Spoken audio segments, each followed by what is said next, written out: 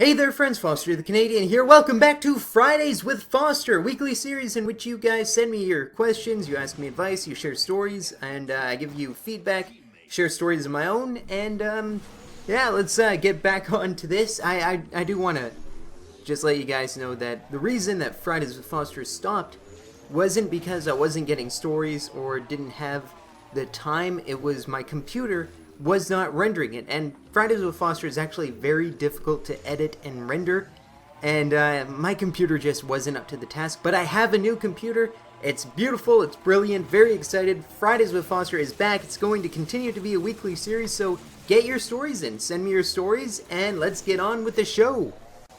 Alright, right off the bat, let's head into some girl problems. Kind of. Hey Foster, I'm resending you my story over a personal message, so it's to be anonymous. Anyways, I'm 16, and about 6 months ago I met my girlfriend. For the past couple of weeks she's been hinting at taking our relationship to a sexual level, and just a couple of days ago she plain out asked me if we can have sex. I don't know. I've been thinking it over. I'm stumped. I want to because 1, it will make our relationship a lot more serious, which I want. 2, it will make her happy. Now, the reason I don't want to, I could get caught, and if I do get caught, I am literally effing dead. There's a small percentage that'll add stress to the relationship, and now when giving advice, I live in one of the states in America that has a law in place that if you're 16 or older, you can have a sexual partner. Please put this on Fridays with Foster. I seriously need some help. Thanks, Foster. Alright, I feel awkward about giving advice about these kind of things to anyone, let alone someone that's underage. That being said, it is, I guess, the age of consent in your state, apparently. So, what I can't tell you to do something or not to do something. And I'm guessing that you don't want your parents to know. And as much as I want to say, you gotta respect your parents and, talk it out with them, I know that the situation is far more complicated than that. My advice would basically be do what you feel is right for... I mean, take everything into consideration, your age, your maturity levels, your relationship, how far you think this relationship is going to go. You need to really reflect upon the relationship and I guess make your decision based on that. You don't want to make your decision based on, well, she's hot, or, oh, I'm so afraid of my parents, I don't want to do anything. You have to make it based on, one thing that I've always said is foresight is a very good superpower. Use it. Use your foresight. Think, positives and negatives about doing it or not doing it 6 months from now, a year from now, 5 years from now, and really think about it. Take your time with this, because this is a huge decision, and it's something that you should not take lightly. You should not just sort of go, whatever. This is something that you should really consider and really think out, and make sure you're thorough, and I believe in you. I trust that you will make the decision that is right if you just use your foresight. That's all I can really say on this situation. I really wish you the best, and good luck. Alright, I'd like to call this next story Parental Pass-Up. Hey Foster, I just wanted to let you know your videos are awesome. I need help with something. I'm 17 years old, and I avoid my parents. It's not that I hate them or something like that, but I just don't like going out with them or doing any type of activities with them. I don't much talk to them. My girlfriend says it's because I'm cold, and my friends say it's because I hate them, and I don't. Really need your advice because I don't know what to do. Thanks, I hope you understand me, and sorry for my bad English. Cheers.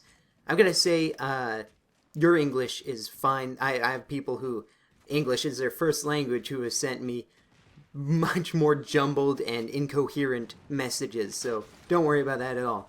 Now, your parents, you're 17. When you're 17 years old, I think everyone goes through the stage where it's like, well, I don't want to hang out with my parents. I want to hang out with my friends. I want to kind of make a name for myself outside of the family. And that's perfectly fine. I don't think there's anything wrong with that. And just keep in mind that, your parents they raised you, they loved you, and as much as you don't want to spend time with them, if you put yourself in their shoes, they think that you're, this grand miracle, and they want to spend time with you. They want to be around you because they created you, and they just want to, I guess, to put it in a really weird context, they want to observe their creation. They're fascinated by it. They're like, oh, look at, I made this thing, and it can run by itself. That's crazy. And, again, I'm not a parent, but I create videos, and when I create a video, and I'm like, hey, look at that, I made that thing happen. I imagine that it's way, way cooler to say that you created a human. So, it's something that you gotta understand from your parents' perspective. They created a human, and they really like to look at what the human can do. And I even saying this out loud, I understand what I'm saying. I'm hoping you guys understand what I'm saying, because it sounds kind of weird. But if you look at it from that perspective, I think you'll understand where they're coming from a little more. But that being said, I think it's perfectly acceptable if you just tell them straight up, I'd like to have time to myself. I'd like to have time to go out with my friends and, observe other humans and not be the observee and actually observe others. And maybe not word it that way, but, I'm kind of weird and that's the way I think. So I might word it that way, but you should probably say something like, I just want to hang out with friends for a bit. We can always hang out another time. And, again, you're not cold. You don't hate your parents. You're 17 and you want to hang out with people that have similar interests, which I don't think any 17-year-old really has similar interests with their parents, no matter how similar they are. Because, times change and kids nowadays don't have the same interests that their parents did, and you are not going to have the same interests that your kids have if you do have kids. So it's just something that you got to make some compromises for, and I guarantee you they'll understand. So I hope that helps. Alright, this next one is actually quite rare. It's a question directed to me about my own opinions. That's kind of odd. Let's go with it. Foster's with Fridays. Hey Fridays, it's been ages since I've asked you a question.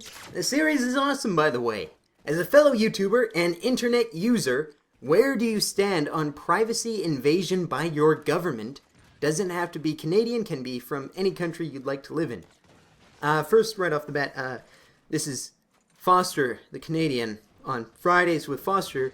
Foster's with Fridays is not correct because my name's not Friday. My name's Foster. So just to clear that up. Alright, now on with the question. It's actually a fairly serious one. And usually, I started this off with a joke, but I would like to get a little serious here, which I guess is what Fridays with Foster is all about. It take, a little bit of a break from the wacky, wild mind of myself and putting a little more serious tone on things. But the quote that comes to mind whenever I think of the invasion of privacy by a form of government is the road from legitimate suspicion to rampant paranoia is very much shorter than we think. And it's one thing where, you gotta compromise security and privacy and freedoms, but once you start to take away freedoms in the name of security, you lose what you're trying to protect in the first place. You're trying to protect nations of free people for the most part. I know that a lot of countries aren't exactly that way. I'm just, speaking from a country that is a democracy and very free, and I love living here. You can't sacrifice your freedoms, because once you start to sacrifice your freedoms, even in the name of security, even in the name of the greater good, that starts to really pile up. And once you do sacrifice the first freedom, you can't get it back. And it's something that every government needs to be aware of, and it's something that should not be taken lightly. And you can stand back and you can say, well, this isn't my problem, this is out of my control. But I think that's how it starts. And I'm not saying that that's what's going on. I'm saying that we have to be aware and make sure that that's not what's going on. And it's something that I've actually given a lot of thought of, over the past few months with everything that's been going on. And, obviously there's nothing I can do. I am not in control. All I have is, I guess, YouTube to really voice my opinion here. Alright, I felt I started to ramble on a bit, so I just want to end with, we cannot go back to the age of the drumhead, where decisions based on freedoms were made very rash, they were made without very much evidence, and they were made under suspicion, and they were not made with freedom in mind, but with security in mind, and that's not the way to go. A nation is nothing without its people, and its people need freedom. And you cannot take freedom away in the name of security. You have to have a compromise where you can both secure your people and keep their liberties and their freedoms intact.